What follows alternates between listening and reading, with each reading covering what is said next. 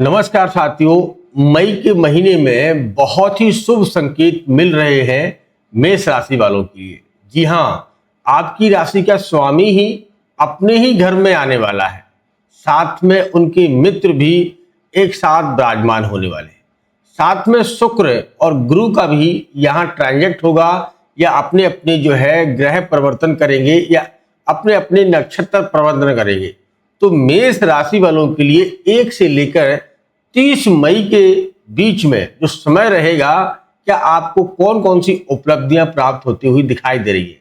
वैवाहिक, नौकरी, व्यापार और राजनीति पद उन्नति के क्या संकेत मिल रहे हैं, पूरा हम विस्तार से बताने की कोशिश करेंगे कि मई के प्रारंभ से ही 2 मई 2026 और 30 मई 2026 के बीच में ग्रहों के क्या प्लेसमेंट से आपके किस क्षेत्र में अधिक से अधिक लाभ मिलता हुआ दिखाई दे रहा है। साथ में आपको हम कुछ रेमेडी भी शेयर करेंगे, इन्हें आप अवश्य करना।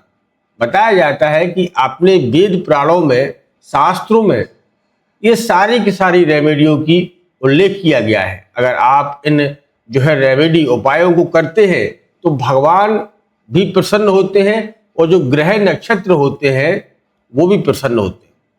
कुंडली में कुछ ऐसे हिस्से होते हैं जहां पितृदोष, काल सर्प दोष और मांगलिक दोष, इनका उपचार या निवारण करवाना भी अति आवश्यक है। तो शुरुआत करते हैं और आपको बताते हैं कि मेष राशि वालों के लिए 1 मई से 30 मई का समय क्या क्या परिवर्तन लेकर आ रहा है। ग्रहों का ट्रांजेक्ट आपके लिए क्या कह रहा है, यूनिवर्स आपके लिए क्या शुभ संकेत देने जा रहा है। तो जानने से पहले मैं अपना इंट्रोडक्शन दे दूं। मैं हूं पंडित आर के पाठक और आप देख रहे हैं अपना ही YouTube channel all is well राशिफल। मित्रों, वीडियो अच्छा लगे तो पूरा देखिएगा। अगर नहीं समझ में आ रहा है तो यहीं से आप स्क्रिप्ट करके जा सकते हैं, क्योंकि आप भी अपना टाइम बर्बाद ना करें। अगर आपको जानना है कि हाँ, आपके फ्यूचर में यानी कि आने वाले मई के महीने में कौन कौन सी रेमेडी आपको करना है और ग्रह आपको किस किस भाव में बहुत जबरदस्त रिजल्ट प्राप्त करवा रहे हैं और कौन कौन सी सावधानी भी बरतने की जरूरत है, तो आप निश्चित तौर से उस समय अगर आप सावधान रहेंगे तो उन गलतियों को सुधारेंगे तो ईश्वर आपको भी शुभ रिजल्ट प्राप्त करवाएंगे। सबसे पहले देख लेते हैं कि शुक्र 2 मई को अपने रेवती नक्षत्र में पहुंच जाएंगे और यहीं पर रहेंगे मई की शुरुआत में 2 मई से। दूसरा देखा जाए तो 11 मई 2026 को मंगल मीन राशि से निकलकर, जो कि 45 दिनों में शनि और मंगल की युक्ति चली आ रही थी, वही शनि और मंगल की युक्ति अब 11 मई 2026 को स्वराशि हो जाएंगे। मंगल अपने ही घर के मालिक बन जाएंगे। तो ऐसा कहा गया है कि मंगल जब जब अपने घर के मालिक बनते हैं या अपने घर में आते हैं तो निश्चित तौर से बड़े बदलाव देते हैं। भूमि के कारक माने जाते हैं, माता के सुख कारक माने जाते हैं, भवन इत्यादि के मालिक इनको ही माना जाता है। वैसे तो ये बहुत गर्म दल की देवता है, इन्हें बहुत जल्द ही गुस्सा आता है और सूर्य भी आपके लगन में ही बैठे हैं। दोनों ग्रह इस समय आपके लगन में बैठ के और एक एक दृष्टि से आपके सप्तम भाव को देख रहे हैं।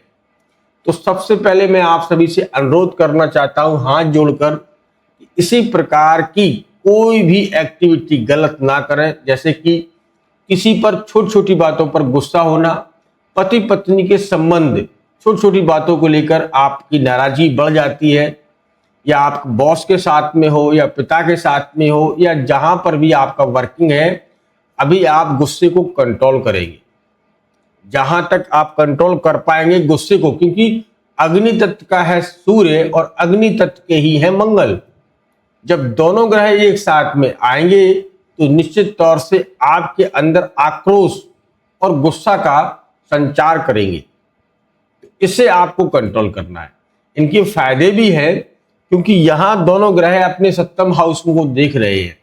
सप्तम हाउस को यहां देखने से पत्नी से या पार्टनरशिप से थोड़ा आपको ध्यान देने की जरूरत है। छोटी छोटी बातों को बतंगड़ मत बनाएं, छोटी छोटी बातों पर हवा ना दें। मतलब कहने का है कोई भी छोटी बात है उसको बार बार मत दोहराएं, नहीं तो विवाद बढ़ सकते हैं पति पत्नी के साथ में, क्योंकि यह मंगल सूर्य के साथ में होने से इस समय आपके कार्य, अब हम व्यापार की बात करें, आप व्यापार कर रहे हैं या नौकरी कर रहे हैं, तो यहां यह योग बताता है कि आपके लिए यह समय सटीक और सही है। इस समय आपको जॉब में बहुत अच्छे रिजल्ट प्राप्त हो सकते हैं, प्रमोशन के योग बन सकते हैं, क्योंकि सूर्य और मंगल की यह युक्ति बता रही है कि इस समय आपके लिए एक अनुकूल समय है और दोनों ग्रह एक साथ आने से आपकी जो है पद उन्नति कराने की पूर्णतः जो है विचार बन रहा है, जो कि 11 मई से 15 मई के बीच में बनेगा, क्योंकि 11 मई को मंगल सूर्य के साथ में आ जाएंगे तो यह युक्ति बनेगी।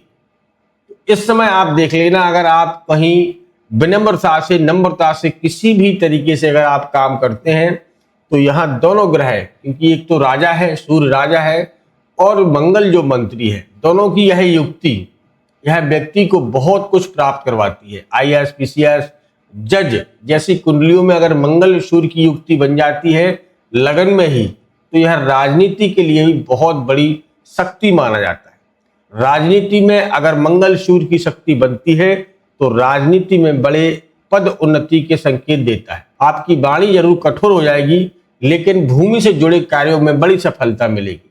जो हमारे भाई रियल एस्टेट में है, जो रियल एस्टेट का काम करते हैं, जमीन को खरीदते या बेचते हैं या कोई नया मकान बनवाते हैं उसको सेल करते हैं, उनके लिए यह योग बड़ा अच्छा रहेगा।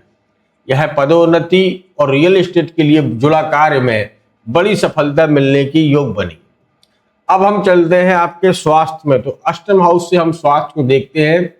अष्टम हाउस पर किसकी दृष्टि पड़ रही है, तो ये देखते हैं 7 और 1 8, मंगल की दृष्टि आपके अष्टम हाउस से पड़ रही है, क्योंकि मंगल आपके जब लगन में ही आएंगे तो 8वीं दृष्टि से आपके अष्टम हाउस को देखेंगे।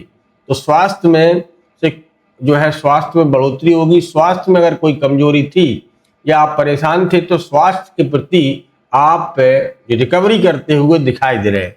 दूसरा, धन के मालिक शुक्र अपनी स्वराशि में बैठे हुए हैं। धन भोग विलासता के कारक है, प्रेम संबंधों के कारक सूर्य के साथ में शुक्र भी अपनी स्वराशि में बैठे हुए हैं। तो निश्चित तौर से यह महीना बहुत ही टर्निंग पॉइंट रहने वाला है। मेष राशि वालों के लिए यहाँ शादी हो या आपके घर में कोई इंटीरियर आप लाना चाहते हैं, वाहन भूमि आप खरीदना चाहते हैं, घर की सुविधाओं के लिए कुछ सामान लेना चाहते हैं, तो शुक्र देते हुए दिखाई दे रहे हैं, क्योंकि धन के डिपार्टमेंट अपने ही घर में विराजमान है। यह मेष राशि वालों के लिए टर्निंग पॉइंट है, यह समय अच्छा रहेगा। दूसरी बात, शनि अब जो है शनि की मार तो आप पर चली रही है, क्योंकि शनि की 7.5 प्रारंभ है, लेकिन शनि अभी जो है उदित अवस्था में चल रहे हैं, तो शनि के भी प्रभाव अच्छे रहेंगे। तो देखा जाए शनि दशमेश से दशमेश को देख रहे हैं कर्म क्षेत्र में, तो यहाँ पर आपको अपने कार्यों में बड़ी ही साफ तरीके से काम, किसी प्रकार का कोई लेन देन करते समय उसे, मतलब बहुत से लोग लेन देन करते हैं कर्मचारी वर्ग में कह सकता हूँ, तो यहाँ प्रशासनिक क्षेत्र से आपको लाभ मिल सकता है। या लेन देन समय देते समय थोड़ी सावधानी बरतें, आदमी को पहचान कर ही आप पैसा इन्वेस्ट करें। शनि के दशम से दशम में देख रहे हैं तो यह स्थिति बनी है। राहु सद्विषा नक्षत्र में होने से, लाभ भाव में होने से है, अचानक जुआ सट्टा लॉटरी शेयर मार्केट की तरफ से आपको एक जबरदस्त लाभ दिला सकता है और आपकी एक पद उन्नति लाभ के संकेत देता हुआ दिखाई दे रहा है। गुरु मार्गी की दिशा में चल रहे हैं, गुरु की कृपा से भी आपकी जो है शुभ कार्य बनते हुए दिखाई दे रहे हैं। वैवाहिक के कारक दोस्त गुरु और शुक्र की यह युक्ति बहुत ही जबरदस्त दिखाई दे रही है। दोस्तों, अब मैं आपके साथ में एक छोटा सा एक रेमेडी शेयर करना चाहता हूं, ये आप जरूर करिएगा।